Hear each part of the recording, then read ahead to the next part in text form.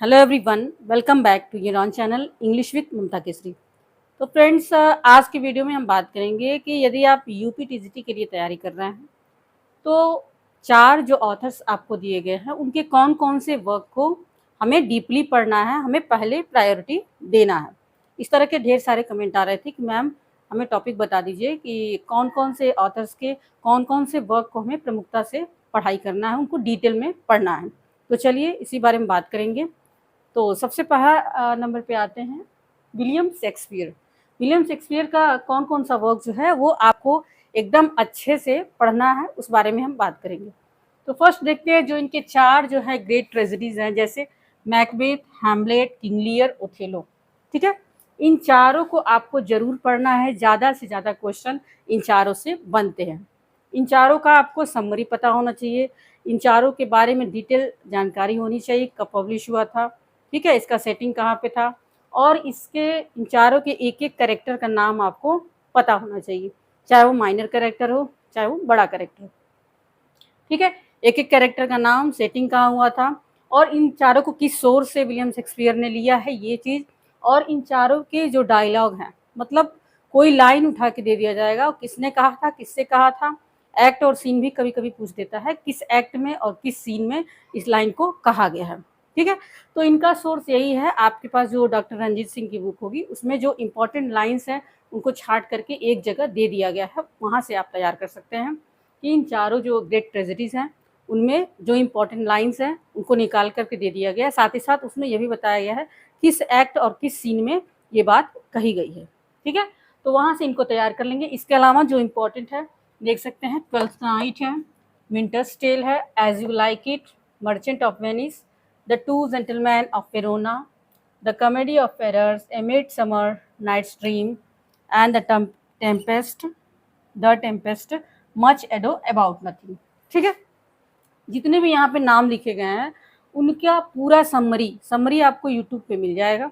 ठीक है, यूट्यूब में कोई भी चैनल पे आपको मिल जाए, वहाँ हिंदी समरी देख लेंगे, हिंदी में कहानी को समझ लेंगे कि इसमें किस बारे में बात की गई है, इसमें किसके बारे में बताया गया है, इसके पात्र कौन कौन से हैं। ठीक है, इसका सेटिंग कहाँ हुआ है, कब पब्लिश हुआ था, इनका सोर्स क्या है, ये यानी कि पूरी आउटलाइन इनके बारे में आपको पता होनी चाहिए। इन सभी प्लेस को आप प्राथमिकता देंगे इनको डिटेल में पढ़ने के बाद। और इन सभी के, केवल इन चारों की बात नहीं कर रही हूँ, इन सभी के जो इंपॉर्टेंट लाइन्स हैं आपको डॉक्टर रंजीत सिंह की बुक में मिल जाएंगी। ठीक है, क्योंकि इन सभी का अलग अलग बुक ला करके पढ़ना ये संभव नहीं है, क्योंकि हेमलेट का ही अगर बुक देख लिया जाए तो इतनी मोटी बुक है केवल हेमलेट की। ठीक है, तो बहुत ज़्यादा डिटेल में नहीं पढ़ना, लेकिन समरी आपको पता होना चाहिए, सबका जो कैरेक्टर हैं सबके वो पता होने चाहिए, और इन सभी के इम्पॉर्टेंट लाइन्स, डायलॉग जो है वो पता होने चाहिए, और एक्ट और सीन भी कभी कभी पूछ देता है तो पता होना चाहिए। इतना करने के बाद जो विलियम शेक्सपियर के जो शेष बचे हुए प्लेज हैं, जैसे 37 प्लेज जो है उनके, उसमें जो बचे हुए हैं उनको भी आप कवर करने की कोशिश कीजिएगा, लेकिन इनको बहुत मुख्य रूप से इनको पढ़ना है। ठीक है, इनको बहुत डिटेल में और मुख्य रूप से इनको तैयार करना है। उसके बाद जो बचे हुए प्लेज हैं उनको तैयार करना है। और विलियम शेक्सपियर के जो हिस्ट्री प्लेज हैं वो कभी कभार ही आते हैं, तो उसको उतना ज़्यादा नहीं भी पढ़ते हैं तो कोई बात नहीं। ठीक है, थोड़ा बहुत आउटलाइन पता होना चाहिए, देख लेंगे। और कैटेगरी भी कभी कभी पूछ दिया जाता है कि उनके ट्रेजेडी में कौन कौन से प्लेज आते हैं, कॉमेडी में कौन कौन से आते हैं, ठीक है, रोमांस में कौन से आते हैं, फिर रोमन प्लेज में कौन से आते हैं। इस तरह के क्वेश्चन भी कैटेगरी वाइज भी पूछ दिए जाते हैं, तो इस तरह से भी आपको तैयार करके चलना है। तो ये रहे विलियम शेक्सपियर के इंपॉर्टेंट वर्क्स। फिर देखते हैं विलियम वर्ड्सवर्थ। ठीक है, विलियम वर्ड्सवर्थ की बात कर लेते हैं। तो यहाँ नाम देख सकते हैं, फर्स्ट है Tintern Abbey, Peele Castle, the fountain, the solitary reaper, the world is too much with us, odd on intimations of immortality, my heart leaps up, she dwelt among the untrodden ways। ठीक है, इतना जितना मैंने लिखा हुआ है इसका, इन सभी वर्क्स का लाइन बाय लाइन आपको पता होना चाहिए। इनमें से कोई भी लाइन निकाल करके आपको दे दिया जाएगा, और ये कहाँ से लिया गया है ये पूछा जा सकता है। ठीक है, और आपको अर्थ भी पता होना चाहिए। तो जितने भी इनके इम्पोर्टेंट लाइन्स हैं, ठीक है, अगर पूरा नहीं भी पढ़ पाते हैं तो जितने इनके इम्पोर्टेंट लाइन्स हैं वो आपको जो स्टैंडर्ड बुक्स आपके पास होगा उसमें आपको मिल जाएगा। ठीक है, तो लाइन तो बहुत मुख्य रूप से आप जरूर याद कर लीजिएगा कि ये जो लाइन है वो फाउंटेन का है, ये जो लाइन 2-3 लाइन दिया हुआ है टिंटन नेवी का है या फिर सॉलिटरी रीपर का है, ठीक है। और उसका कोशिश कीजिएगा कि उसका जो एक्सप्लेनेशन है वो भी आपको समझ में आए, ठीक है।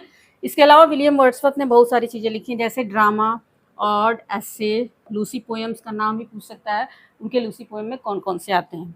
उनका कुछ प्रोज वर्क भी रहा है, तो ये भी कैटेगरी पूछा जा सकता है कि उनके प्रोज वर्क का नाम बताइए। प्रोज वर्क को डिटेल में नहीं पढ़ना है, बस उनका नाम जानना, बस उनका नाम पता होना चाहिए, ठीक है।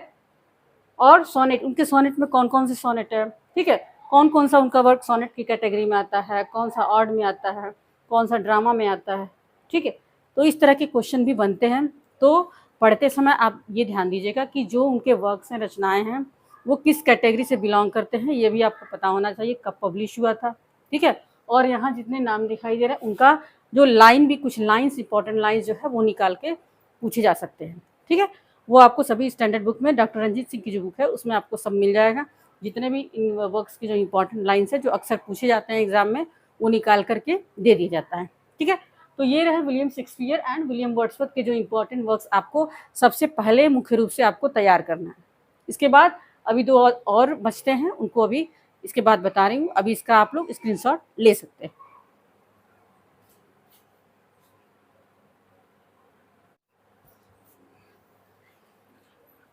ओके फ्रेंड्स, जॉन मिल्टन का देखते हैं। सबसे इम्पॉर्टेंट आपका जो इनका वर्क्स है paradise lost, okay. Paradise lost से बहुत ज़्यादा क्वेश्चन आते हैं, इसको आप लोग अच्छे से पढ़ लेंगे, इसका क्या स्टोरी है इसको समझ लेंगे, ठीक है। इसके जितने भी करेक्टर हैं उनको समझ लेंगे, याद कर लेंगे, ठीक है। और इनसे कुछ लाइन भी दे दिया जाता है, तो इम्पॉर्टेंट जो लाइन्स है वो आपको स्टैंडर्ड बुक्स में जो भी आपके पास है उसमें मिल जाएंगे, उसको याद करना है, ठीक है। इसके अलावा है Paradise Regained, Samson Agonistes, Lycidas, Comus, on his blindness, on his deceased wife, ठीक है। तो इतना जो है उनका आपको लाइन भी पूछा जा सकता है, ठीक है। और कब पब्लिश हुआ था, इनके बारे में किस थीम पे आधारित है, ठीक है। ये सब चीज़ें पूछी जा सकती है। इनके अलावा भी जो जॉन मिल्टन के जो इम्पोर्टेंट, इतना करने के बाद इसके अलावा जो बचता है उसको आप कंप्लीट कर सकते हैं, लेकिन इतना आपको बिल्कुल करना ही करना है, ज़्यादा से ज़्यादा क्वेश्चन इनसे बन जाते हैं। फिर देखेंगे जॉन गैल्सवर्दी, ठीक है। ये जो भी प्लेज या नॉवल जो भी लिखते थे तो अक्सर वो सोशल प्रॉब्लम पे आधारित हुआ करता था, ठीक है। किनकी मॉडल पे लिखते थे, एक बार ये क्वेश्चन भी आया था, हेनरिक इब्सन के मॉडल पे, उस पर आधारित ये अपने जो भी वर्क्स लिखते थे उन पर आधारित लिखते थे, ठीक है। तो उनके जो इंपॉर्टेंट प्लेज हैं यहाँ देख सकते हैं, The Silver Box, Strife, Justice, The Roof, The Pigeon, The Eldest Son, Joy, The Country House, Windows, Escape, ठीक है। इस तरह के बहुत ढेर सारे प्लेज है, लेकिन अभी जो यहाँ पे आपको दिखाई दे रहा है वो काफ़ी इंपॉर्टेंट है। और इनका जो भी समरी है, ठीक है, समरी आप हिंदी में समझ लीजिएगा, आपको यूट्यूब पे नाम डाल के सर्च करेंगे मिल जाएगा। इनका पूरा समरी, इनकी कहानी जो है आपको पता होनी चाहिए, ठीक है। इनकी कहानी जानने के बाद इनमें कौन कौन से पात्र हैं, अक्सर आपका जो सिल्वर बॉक्स, स्ट्राइप, जस्टिस, इन तीनों से अक्सर ढेर सारे क्वेश्चन बनते हैं, अक्सर क्वेश्चन बनते हैं, ठीक है। चाहे वो कैरेक्टर से बन सकते हैं या फिर कभी कभी डायलॉग भी दे दिया जाता है, उनसे भी क्वेश्चन बन जाते हैं, ठीक है। और ये भी तैयार करना है आपको कौन सा प्ले कितने एक्ट में लिखा गया है, ठीक है। और इसके अलावा उनके जो कुछ नॉवेल्स हैं जैसे द फोरसाइट सागा, ये जो है 3 नॉवेल और 2 इंटरल्यूड का जो है कलेक्शन है, foresight saga, the show, made in waiting, over the river, fraternity, ठीक है। और इसके अलावा भी बहुत सारे नॉवेल है, आपको जो स्टैंडर्ड बुक है जैसे डॉक्टर रंजीत सिंह की बुक लेंगे तो उसमें एक एक का आपको ईयर मिल जाएगा देखने को, कब पब्लिश हुआ था, कब इसको लाया गया था, ठीक है। तो इनको तैयार कर लेंगे। कुछ 1 एक्ट प्ले भी है, ये भी पूछता है कि इनमें से कौन सा इनका 1 एक्ट प्ले नहीं है, ठीक है, तो तैयार कर लेंगे। तो अभी जितने भी नाम दिखाई दे रहे हैं चारों ऑथर्स का, इनको आप सबसे पहले आपकी कोशिश यही होगी कि इन सबको तैयार कर ले, उसके बाद जो भी बच रहा है उसको आप तैयार कर सकते हैं, ठीक है। और एक क्वेश्चन और आता है कि हिस्ट्री ऑफ इंग्लिश लिटरेचर को कैसे तैयार करें, तो उसके लिए अगर टीजीटी के लिए से पढ़ रहे हैं तो अलग से कोई बुक लेने की ज़रूरत नहीं है। और मिलियन माइंड इंग्लिश का जो चैनल है उस पर 3 घंटे का वीडियो आपको मिल जाएगा हिस्ट्री ऑफ इंग्लिश लिटरेचर का, वहाँ से आप तैयार कर सकते हैं, उसमें से मिल जाता है, ठीक है। और कुछ चीज़ें जो रणजीत सिंह की बुक है उसमें भी दिया हुआ है, ठीक है, कौन से ऑथर हैं जो किस एज से बिलोंग करते हैं, उनका कौन से सन से कौन से सन तक थे, ठीक है, कौन से राइटर किस एज से बिलोंग करते हैं, इस तरह के क्वेश्चन भी आते हैं एग्जाम में, तो तैयार कर सकते हैं, ठीक है। तो लिटरेचर के बारे में बहुत डीपली नहीं आता है, बल्कि बस एज से रिलेटेड ही क्वेश्चन आपके बन सकते हैं और राइटर से रिलेटेड बन सकते हैं, ठीक है। और एक चीज़ और भ्रम रहता है लोगों का कि हमको 4 ऑथर्स सिलेबस में दिया है तो हमको बस वही पढ़ना है, ठीक है।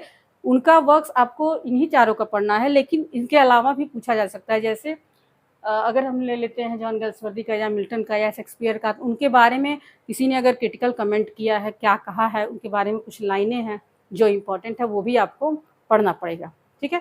तो ये रहा आज का वीडियो। आई होप ये वीडियो आप सभी के लिए हेल्पफुल रहा होगा। तो जितने भी वर्क्स यहाँ बताए गए हैं उनको सभी को आप अच्छे से तैयार कर लें, फिर उसके बाद जो बचता है उसको आपको पढ़ना है, ठीक है। लेकिन जितना बताया गया उसको मुख्य रूप से सबसे पहले उसको तैयार करना है, क्योंकि वो काफ़ी इंपॉर्टेंट है। और कुछ क्वेश्चन अगर इसके अलावा भी आप पूछना चाहते हैं, किस चीज़ पे आप वीडियो चाहते हैं इसके बाद, वो आप कमेंट के माध्यम से बता सकते हैं। तो ये चैनल पे नया है, चैनल को सब्सक्राइब कर ले, वीडियो को लाइक करें और शेयर करें। तो फिर मिलते हैं नेक्स्ट वीडियो में, तब तक के लिए थैंक्स फॉर वॉचिंग।